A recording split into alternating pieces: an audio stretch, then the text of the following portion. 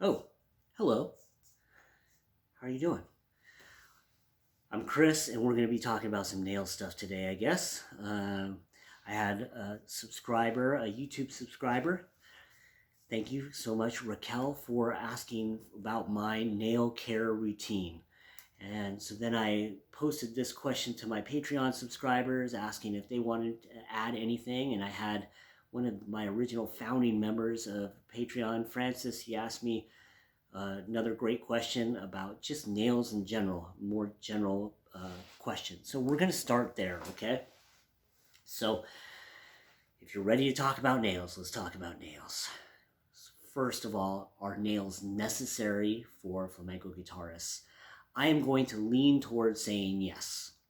There's always going to be somebody that can prove me wrong, okay? But overall, the majority, every flamenco guitarist I know has nails, okay?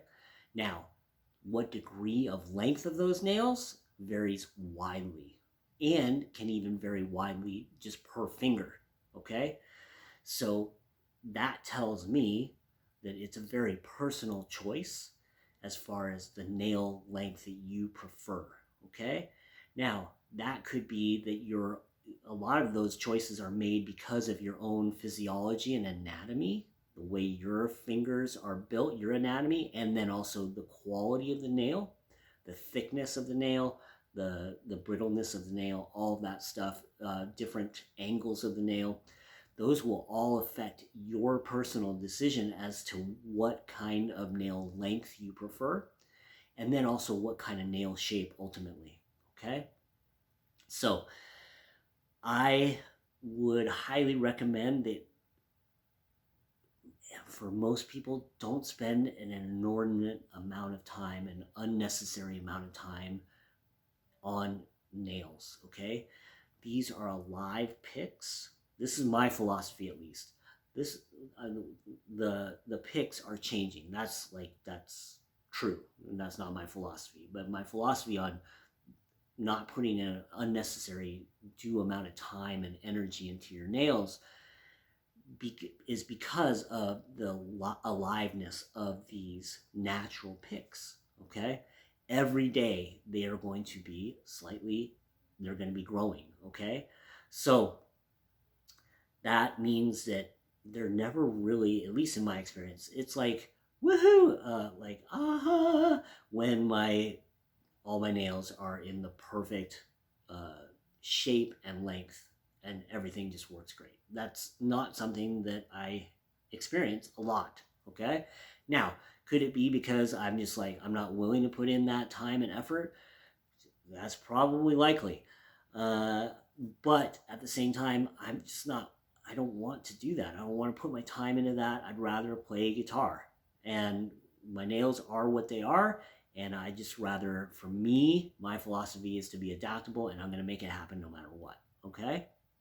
So that does not have to be your philosophy. However, a lot of people can spend a whole lot of time working on their nails, and that takes away all that time, takes away from time. You will have a finite amount of time every day.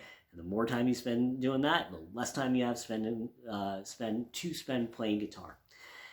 Anyway, and we all know that we just want to play guitar all the time, right? So anyway, that is Francis asked whether or not we need nails. You don't absolutely need them. It's just that most people have them, and I can't think of any guitarist that I know, any flamenco guitarist or classical guitarist that plays without some part of a nail, okay?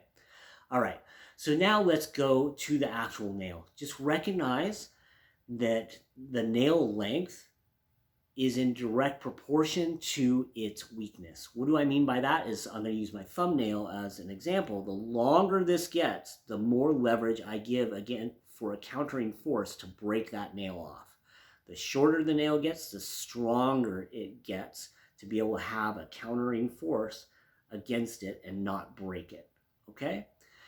So overall, I would say have the shortest nails possible for what you're comfortable with, because that increases the probability of longevity from accidental breakage or even just force applied through what you play, okay, or how you play. So that would be the general. We want to try to go for the shortest nail length that we feel comfortable with, okay? All right, so what we feel comfortable with could be determined by, again, all our anatomy and physiology of our personal hands, okay? But it also could be sound-based, and we want a specific sound. As far as that specific sound, that's very subjective. Some people like to hear more nail, some people like to hear less nail, okay? Recognize that there is a juncture here, that juncture where the skin meets the nail, okay? And so like you could try like playing the guitar and having the guitar string slide up against that skin until it meets that nail, okay? And then how much nail, okay? Or you could have the attack where it's all nail and you don't hit any skin, okay? Some people really like that. Some people like the other. It all varies, okay? So I'm going to kind of leave that out of the conversation because that's just totally personal. And it could be somebody that you hear, they have more nail and you're like, that's what I like. And so that's what I want to do. Or vice versa, okay? So then as far as Raquel, the YouTube subscriber, thank you, Raquel, for sending me this idea of nail care. Okay, what is my personal nail care routine? So I'll just kind of start from the beginning. When I lived in Sevilla, their humidity there was enough to get my natural nails through without too much of a problem. I would dip my fingers, the tips of my fingers on my picking hand in olive oil once a day, maybe twice a day for 10 or 15 minutes just to make sure they stay supple, because it's really not the bending. You don't want it to be just like totally like floppy, yeah, but you don't mind if they have flex in them. You just don't want them to be brittle and break. So that was what I could do there. Even accompanying dance, I would accompany 2 or 3 dance classes a day a lot of times, and that would get me through just a natural atmosphere there, and then adding that kind of olive oil routine, okay? And then being really diligent about filing, which we'll get to in a second. When I moved back to the States, in Arizona, we have a drier climate. It's, in Sevilla, it can get really hot, but here it's hot and very dry. I'm still in Arizona right now, okay? So it's very dry. So with that, I recognized pretty quickly within 30 days or so that, as I was accompanying dancers, that my nails, they were shattered, okay? Luckily at that time, my sister was a nail tech and she knew a lot about nails and how to reinforce them. And so we kind of did some experimentation and we figured out that for me, I liked gel, okay? So this is an actual product. I'm pretty sure you could buy it now, but I go somewhere and get my nails done, okay? I had the same nail tech, not my sister, for 15 plus years, and I get this gel product. What I like about gel, the other common thing that most people would get when they go to a nail tech would be acrylic. What I like about gel is that it can be applied thinner, okay? So what I found with acrylic is it's really thick, and I didn't like the tone, that sound quality. For me, I didn't like it. And it didn't feel as natural to me. It felt like I was holding a pick as opposed to feeling like this is just my nail, just with a little bit of extra reinforcement on top, this gel product. And it doesn't have to be super thick, so it just doesn't feel as artificial to me. And then it doesn't sound as artificial to me. That to me personally, again, this is all subjective, okay? So that is what I do. I use gel on my nails and I go every other week. When I go on tour, I can last up to a month without having added product on there. It just gets a little bit, by then it's kind of like I need to have it every other week. If I stick to every other week, I'm good and I never have a problem, okay? All right, so there's that. Hopefully that answers enough of the questions or enough about those questions. I can't, I want to let you know, you watching, whoever you are, Thank you for watching, by the way. And have you liked and subscribed my channel? I'm supposed to ask that. That's what I'm supposed to do. I get in trouble if I don't ask that. So like and subscribe. But I can't know what you're thinking. If you have questions about nails, I'm super happy to answer you. Just leave them in the comments or send me a message. Send a smoke signal or whatever. But happy to help you in any way. For my Patreon subscribers, I am going to be leaving a fully downloadable guide for nail stuff that I've included in a bunch of my courses too. So anybody who's taken my courses, should have it anyway. All right. So let's talk about filing our nails. So I recommend having 2 nails, and if any representative from this company called Tropical Shine. If anybody's watching or knows how to get in touch with Tropical Shine, and you guys want to give me a, what do they call it, a sponsorship, I would take it because I use these. I highly recommend this. Okay, so you need, in my opinion, you need a real thick, like a real heavy grade file, and then one that has graded. Okay, I like to have all in one. So for me, again, my philosophy just as easy as possible. I don't want to spend a lot of time. Okay, already like in this video is longer than I want to spend on my nails. Okay, that's just me. I don't like having to deal with this. Okay, so anyway, a really thick, heavy grade file. Okay, so for me, I'm gonna just tell you the truth right out of the gate. These are, live picks. We've talked about this. All too often, I let them get way too unwieldy, way too long, and then I end up using this. Okay? And I'll use this to file them close to, not past, close to where I typically like the nail length. Okay? Right now, I'm not too bad. What I do want to warn you with this is that if you can go over, and once you go over, then you have to wait for your nail to grow. You're kind of, whether or not you have product or not, unless you put fake nail on top of it and all that stuff, which we don't want to do, okay? Ideally, if you got to do it, you got to do it. Anyway, so you don't want to over file, okay? Now, here's one super duper, highlight important tip. If I had like an iMac or any kind of video editing thing, there'd be like, woo, alarm bells going off, and you got to know this tip. It's, like some kind of, I don't know, something fancy would happen. I'm not fancy, obviously. So anyway, what I have found, and I can't remember where I heard this, I didn't come up with this, I heard it somewhere or read it somewhere, but it works, is that, so when I'm using this, when it's a long way away from my actual ideal nail length, I will file both ways. Okay? As soon as it gets close to where I want the nail length to be, I stop that. First of all, I move to this. So this is a graded nail file. Okay? Has the heaviest grade, the most coarse grade, next most coarse. Then we got 2, okay, on this side. Okay? So then once I go to this, for me, this just kind of, it's nice to have a separate reminder, like a visual reminder. Once I go here, I only file in the direction that string, the string of the guitar, would pass across the nail. I do not file the other way. So in this, you'll see, let me get a guitar here. If I have this guitar and you see that my nail, it is going this way. Like if I were like kind of exaggerate what I do, right? So you can see that the file should be going this way, crossing it like that.